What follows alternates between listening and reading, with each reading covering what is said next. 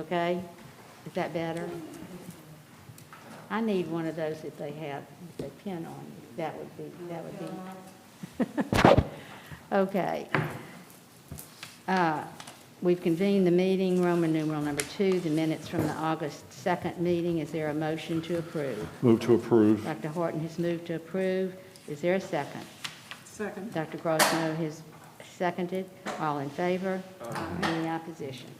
Under old business, we have Dr. Barron here tonight to give us an update on the project on the riverbank. So you want to come up, really need to go to the podium so you can speak in the mic like I need to do. Dr. Barron asked me if we wanted the short version, the medium version, or the long version, and I said the real short version. I think that's what I said. I don't remember your answer now. But I can give you any version you all want. We want an update on that fabulous project. Great. And people, it is a fabulous project. As I get into this, let me recall the last time I was here, I said to you all, I don't view this as our group and your group, adversarial between us all. I think this is a team effort that we're doing. So we solicit everybody's input, everybody's opinion, and like I tell everybody, I defend your right to have an opinion, but I can't guarantee you we'll do what you say. That we have to submit it to a steering committee. But we're getting such great input. And let me summarize a couple spots. First place, keep in mind that we don't have an as-built plan for this house. There's no as-built plan at all. We don't have a lot of pictures. So you're left with talking to people. Some people still alive that saw the house down there. They all have different opinions to it. So we've had really a task to research different aspects of the house. An example is everybody said, first of all, let me go back. Under the guidelines of the state, if you have a historical spot house that's been in a spot for 50 years, you can stay with what it is now, or you go back to prior to the 50 years. So we had a choice. We could go back to 1803 or go back to 1967. We chose to stay with 1967 as much as possible. First place, you go back to 1803, you don't want the looks of it like it was on that time on the riverbank, because it did not look great. It did not look like it does now. It changed over the years, and we don't know how it changed. We can't find a lot of pictures. We had different opinions. So now we're faced with what do we do with the house? Keep in mind that restoration is not the umbrella that we're working under. Restoration means we go back to 1803 and restore it to exactly what it was then. That's restoration. Well, first place, it's air conditioned. So right away we can't do that. So the label we're after is adaptive restoration. As close to restoration as we can get it. So now this opens all kind of doors to go through. We voted to keep the house the way it looks now because everybody's used to the way it looks. We know the way it looks. We recognize it. But when you look at it, it has some features that maybe you haven't noticed. For example, when the house was moved in 1967, I have not heard it once, but I've heard it at least 100 times. Well, something fell off. No, it didn't. We found pictures of when it was on the truck, no, before it got on a truck without a roof, when it was on the truck, and when it was put down the riverbank, and when they framed up the roof. They didn't put the shingles on it, it was framed up so you could see the house. Nothing fell off. There was a room on that house that was sitting right there under that roof. If you stand and face the house and make sure you're facing the front door, that the east side of the house with the drop siding is to the right. You look to it, you say, well, there's a breezeway. People, there was no breezeways in French Creole at all. There was no breezeway. That 13-foot overhang had a room under it. I've got a picture that shows the room. There it is, big as life. And the roof is right down on top of it. But somewhere, and we don't know who made the decision, they decided that room could not be restored. So they tore the room out, but they'd already framed the roof. So the roof is covering where the room was. Now, what makes, how they did all that, I don't know, but I've got the picture and love to share it with you. When I brought that picture to our architects last Tuesday, they jumped up and down one spot for at least 30 minutes. Where did you get this? Well, I got it by going out to the archives and spending 2 or 3 nights out there going through pictures and stuff and looking. And there's some more out there, I just haven't found it. But that house shows the 2 windows to the left end, shows a room, drop siding onto it. Now, it showed no overhang to the right end. So the question is, what about the overhang to the roof? How do we do that? Well, I've learned that many houses called French Creole had overhang, and many did not. If you'll study it, all the main features of French Creole, gallery, expanded roof, colonnettes, central chimneys, French doors, French windows, we fit into that. So we're distinctly French Creole. But then once you get inside French Creole, there's a fork in the road. One fork goes to rural French Creole. The other fork goes to urban French Creole. And if you look inside urban, here's where we get the name cottage, French Creole cottage. I'm sure you've heard. Best examples in the world, French Quarter, New Orleans. They're all over the place. And if you go down and look, you don't see many galleries on those at all, because they had lots down there, they had property, so they built their house right up to their property line and cut the roof off. They didn't want to waste property value of that. So most down there has that kind of roof pattern. Then you go over around Lafayette, and you have the Acadian French Creole, it's been called. Typically, those are expanded galleries on the front, expanded galleries on the back, with colonnettes holding up the galleries, and the right and left end with little or no overhang at all. Now, our architect, he went down that path when he drew up the first iteration of what the rock house would look like. We looked at it, and the steering committee like it passed out. Said, we cannot have our rock house down there with gallery in the front, gallery in the back, and nothing at each end, because it doesn't fit our vision of the house, which I agree. But anyway, the steering committee voted, we're going to leave it just like it is. Well, the architects left, and I got to talk to the steering committee, and I said, people, we really can't do that, because we cannot have $1 million house that has 13-foot gallery on one left end, 11-foot gallery in the back that doesn't go all the way down because there's a cabinet at the right end of that, which is what the French call it. It's the bathroom, we call it now. It's on the right end of that overhang. That's where you can see all those drill holes down there. We found them all. And the front has an 11-foot gallery, and the right end has nothing. It doesn't have an overhang. I mean, the roof comes down and stops right there. And when you go down and tear off those boards, which I've done, that's bousillage behind that drop down there. And this is what they tended to do in French Creole when you had bousillage. Then notice I'm pronouncing the word bousillage. I knew all my life that was a bousillage. I mean, I knew it. You couldn't, I'd argue down. We have someone working with us named Eddie Viscero, faculty member at University of Southwestern. He's now on the Tipton team, and he is probably the guru in Louisiana on bousillage. The first time he came up, he said, Ben, we're going to get to know each other real well. He said, let me share with you, the word's pronounced bousillage, not bousillage. There's a French word, and those L's aren't in there. He said, don't put the English pronunciation. So I'm trying to straighten out my pronunciation. But he knows bousillage, and he knows it in depth. We had him up here twice now. He was up here last Tuesday, and we spent hours going through those walls. I invited him to come back one day on the riverbank with the steering committee, and when I do, I'm going to let Sharon know, and you all are invited to come down and listen to him and talk to him. I really respect him. So now we have an architect who thinks we should have really an Acadian iteration of the French Creole, front and back galleries, and overhang it left and right, which when you see a picture of it, you do the same. You say, oh, wait, no, that's not our rock house at all.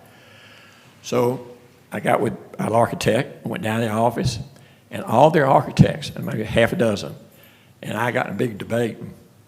It's kind of a one-sided debate.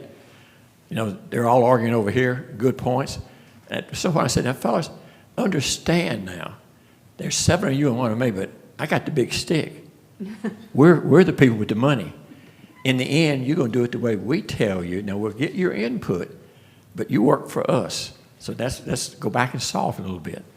So the question is, can you have a gallery all the way around the rock house? Well, did some more research.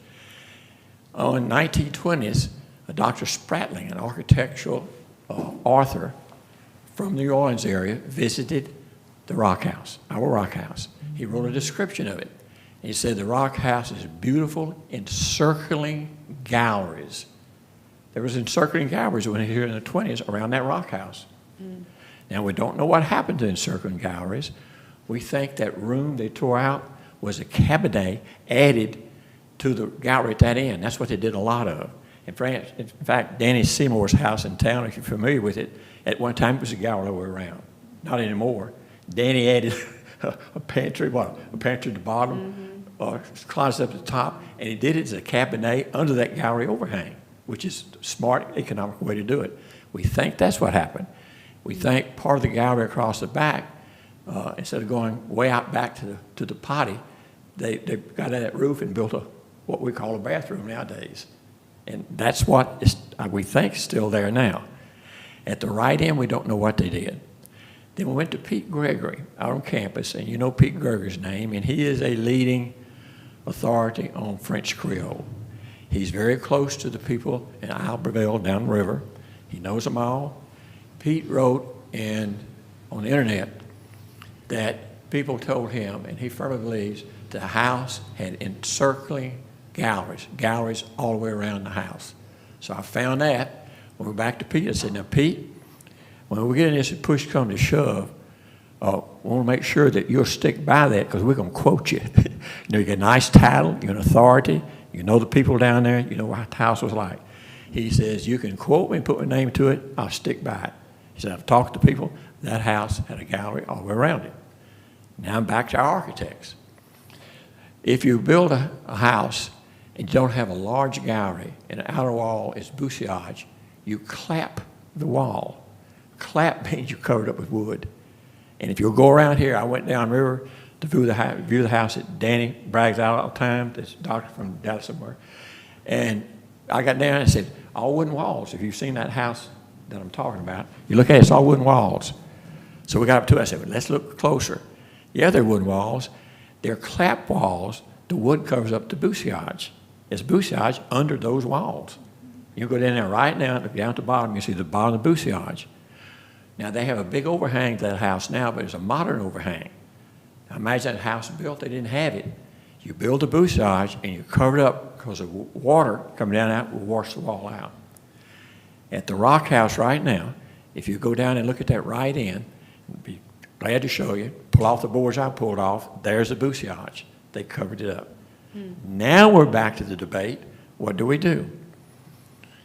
First place, there's no algorithm that says what gallery is the appropriate size. You know, it should be big enough for a person to get under, or it couldn't be called a gallery.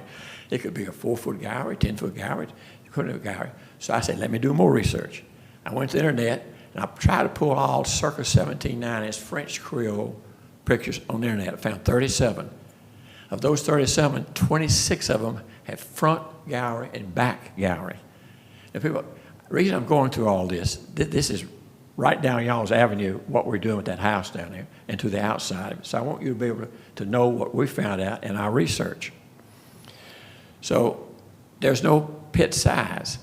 So the architect, in his iteration of the Acadian-style French Creole, was 8-foot overhang in the front, 8-foot overhang in the back, which means the left end and right end would have had to have clapped walls, which means wood covering up the bousillage. You wouldn't see it. Now, the last time we were here, I think Brian mentioned about adobe walls on a support building. And he said, well, one of the commission members really didn't like that adobe wall. I said, what'd you do about it? He said, well, I went back and found out what walls worked, and we went to that, got out of adobe real quick. So walls have drop siding. That's what we call shiplap. It overlaps like this. And that's an option all over the place in the 1790s. That's what we put on a support house. We're back on the Rock House itself. So I tried to get in between. Our steering committee said architects had to do it where the architects were.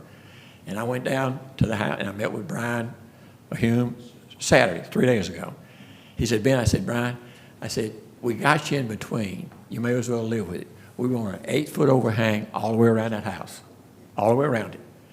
And the reason we picked 8-foot, back to Eddie Viscero, the bousillage expert, he says if you'll go out 8 feet, you don't need to clap that wall. It will be protected from the weather. I said, which means that our rock house are the bouchage walls that you'll see when you walk right up to it. That will be the exterior wall. He said, yep, that'll work. So that expert says it'll work. So that's where we are right now. I got an email back from Baton Rouge, about 3 or 4 days ago, from Eddie and 2 or 3 other architects, and they're just jumping up and down with excitement.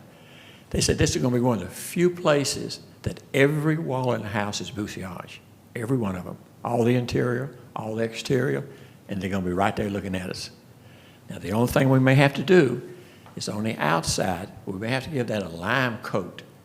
And this is from Eddie, the bouchage expert. He says, we'll give it a lime coat, and it says, not going to hurt the bouchage, but what it'll do, it'll stop all the bollworms from digging holes into it.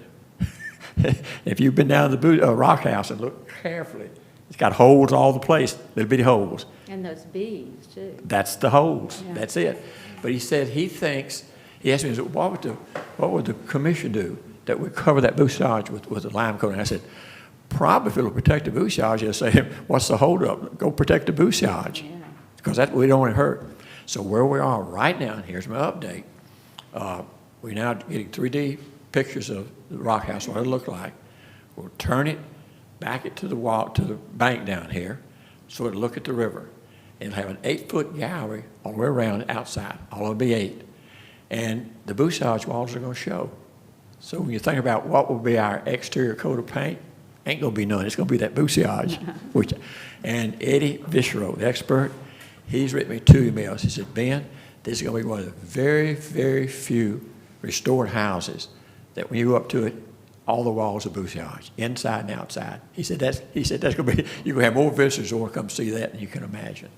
Well, you have shared some wonderful information with us. We're going to have a test after this. Mr. Donahoe, you ready for that? Yes, ma'am, I've got my notes. But thank you so much. And you're coming back next month with even more information. Well, we're correct? trying real hard, working with Chantrell, to get all our paperwork October the 25th, so your November 1st meeting. Now, what I'm going to do in between then is bring Chantrell what they call a half set of blueprints, which is a full blueprint, but they're in half sets in a binder that'll be in her office. And I just invite, one last comment, met Wednesday with Hamilton Bynog. This is, I think, a real good point. We had location of the rock house and the support building on the riverbank, because people at that riverbank is like a bowl of spaghetti down there. It's really tight. Mm-hmm. But our locations are safely distanced from the oak trees.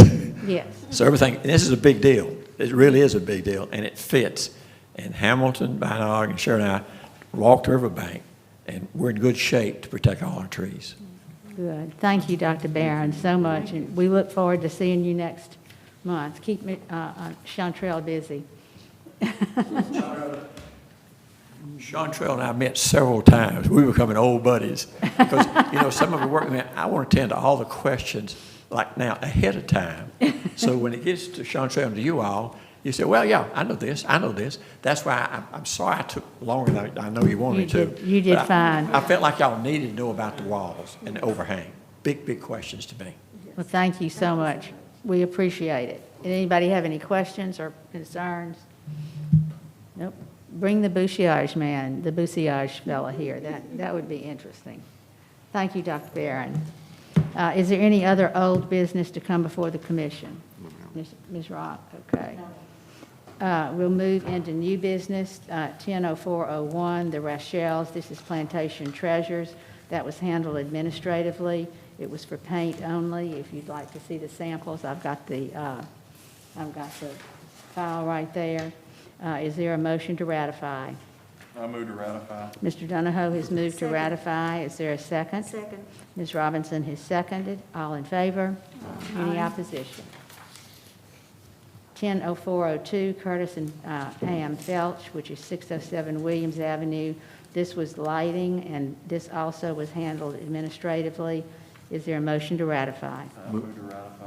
I'll second. Was that Dr. Owens or Mr. Donahoe? Mr. Donahoe has moved to ratify. Dr. Horton has seconded. All in favor? Any opposition? All right. 100403, Laura Rogers, and that is on Church Street. and that is the cakery, and it's for signage. You want to go to the podium, please? Okay.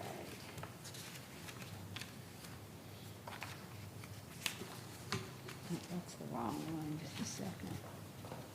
105 Church, I'm sorry. And this is for signage. Yes, ma'am, it's the exact same sign she had at the old building. She just needs to move to the new building. It Okay. meets the requirements. It does. It's two-sided? Is it I believe so. It's the a same hanging exact, sign? It's on both sides. Is it hung on two line, right? Yes, sir. Yeah, it's a two-sided sign. I move to approve the application. I Okay, second. Mr. Donahoe has moved to approve the application. Dr. Horton has seconded. All in favor? Thank you. Thank you, thank you. 100404, Laurie Dearman, 307 Williams Avenue. This is for paint. And this, is there someone here representing, I think Nicole spoke with her, but I haven't heard anything back Pardon? from her today.